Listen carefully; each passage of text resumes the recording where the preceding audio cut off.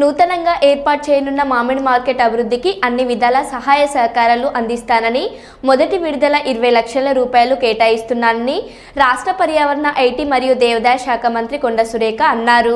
వరంగల్ నగరంలోని ఏనుమాములలో నూతన మ్యాంగో మార్కెట్ను ప్రారంభించారు.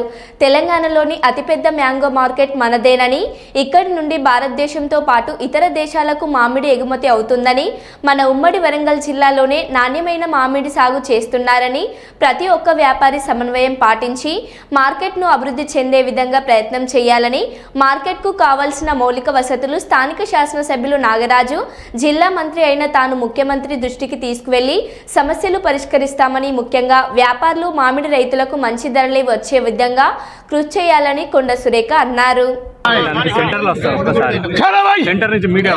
ఈ రోజు ప్రథమంగా ఈ మార్కెట్ లో మనం అరాజు పెడుతున్నాం.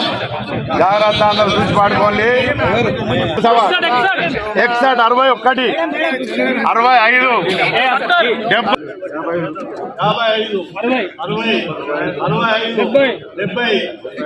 లక్ష రూపాయలు, 1,01, 1,02,000, 1,08, 1,09,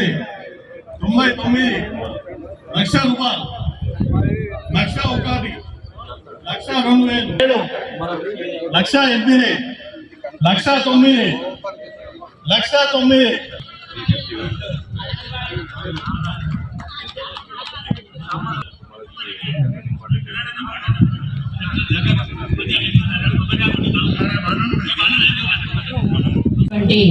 మరి వ్యాపారస్తులు, వినియోగదారులు, పర్చేజర్స్, అదేవిధంగా ఇంకా మిల్లర్స్ అసోసియేషన్ వాళ్ళు కూడా వచ్చారు.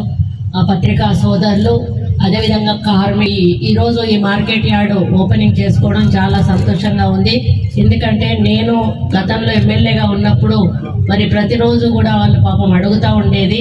అయినా కూడా మేము అంటే కొంచెం దూరంగా ఉంటే సిటీలో ట్రాఫిక్ ప్రాబ్లం అది ఇది ఉండదు, ఫ్రీగా ఉంటుంది అనేటువంటి ఉద్దేశంతో అక్కడ మేము అలాట్ చేస్తే కానీ వాళ్ళు అక్కడ దాకా పోము అనేటువంటి మాట చెప్పారు. ఏది ఏమైనా కూడా ఈరోజు ఈ ముసలమ్మ కుంటలో ఇంత మంచి స్థలం దొరకడం నిజంగా మీ అదృష్టంగా భావిస్తూ ఉన్నాను. మరి తెలంగాణ ప్రభుత్వం కూడా మన వ్యవసాయ శాఖ మంత్రులు కూడా దీనికి తుమ్మల నాగేశ్వరరావు గారు సహకరించడం, అదేవిధంగా స్థానిక ఎమ్మెల్యే గారు కూడా చొరవ తీసుకోవడం, మరి రవీందర్ అన్న కూడా మరి మీ మీద మరి ఏదైతే సమస్యలు ఉన్నాయో వాటి మీద కూడా వారు స్పందిస్తూ వచ్చినప్పుడల్లా మీ సమస్యలను ప్రభుత్వం దృష్టికి తీసుకొస్తూ అందరి సమస్యలను కూడా పరిష్కరించే దిశగా ఒక పెద్ద మనిషిగా ఆయన కూడా ఇన్వాల్వ్ అవ్వడం, ఇవన్నీ కలిసి ఈరోజు ఈ మార్కెట్ మీ చేతికి రావడం జరిగింది. మరి ఓన్లీ ఈరోజు మీకు ఒక స్ట్రక్చర్ మాత్రం ఉందంటే జస్ట్ ల్యాండ్ గోడ అట్లా ఉండి ఈ లోపల అమ్ముకునే అవకాశం ఉంది. కానీ దీంట్లో ఇంకా చాలా డెవలప్మెంట్స్ జరగాల్సిన అవసరం ఉంది. ఇక్కడికి వస్తూ ఉంటే దారి కూడా చూశాను, ఆ దారి కూడా చాలా దారుణంగా ఉంది. మరి అది కూడా పరిశీలించాల్సిన అవసరం ఎంతైనా ఉంది. అదేవిధంగా లోపల ఇక్కడ పనిచేసేటప్పుడు మినిమం ఇన్ఫ్రాస్ట్రక్చర్ అయితే ఇప్పుడు డెవలప్ చేసుకోవాల్సిన అవసరం ఉంది. మహిళలు, కూలీలు వాళ్ళు వస్తారు, అలా కాసేపు అలసిపోయినప్పుడు కనీసం ఇట్లా ఒక కునుకు తీద్దామన్నా కూడా ఒక చెట్టు కూడా లేదు. అంటే అటువంటి పరిస్థితుల్లో ఇప్పటి వరకు మినిమం తను నాగరాజు అన్న ఒక 10 లక్షలు ఇచ్చారు. నేను కూడా ఒక 20 lakhs నేను ఇవ్వడం జరుగుతుంది.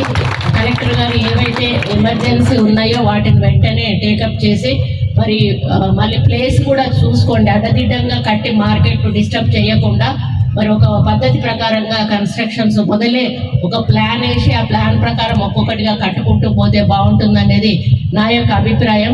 నేను ఇప్పుడే వస్తూ చూసిన రోడ్డును కూడా కలెక్టర్ గారిని అడిగితే అది కార్పొరేషన్ లిమిట్స్లోకి వస్తుందని అన్నారు. ఇప్పుడే కార్పొరేషన్లో మేము బడ్జెట్ ఆమోదించడానికి వెళ్తున్నాము. అందులో తప్పకుండా దీన్ని ప్రతిపాదన కూడా పెట్టడం జరుగుతుంది. మరి అదేవిధంగా మన దగ్గర చాలా పెద్ద ఎత్తున మామిడి పంట, ఇంకా కొన్ని పంటలు పండుతాయి.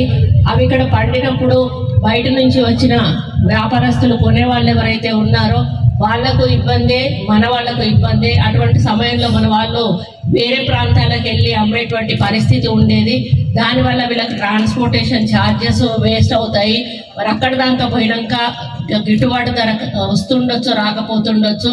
మరి ఇది ఇట్లా మార్కెట్ ఉన్నట్టయితే బయట నుండి కూడా వ్యాపారస్తులు అక్కడ పండిన పంటను వాళ్ళు తీసుకొచ్చి ఇక్కడ అమ్ముకోవచ్చు.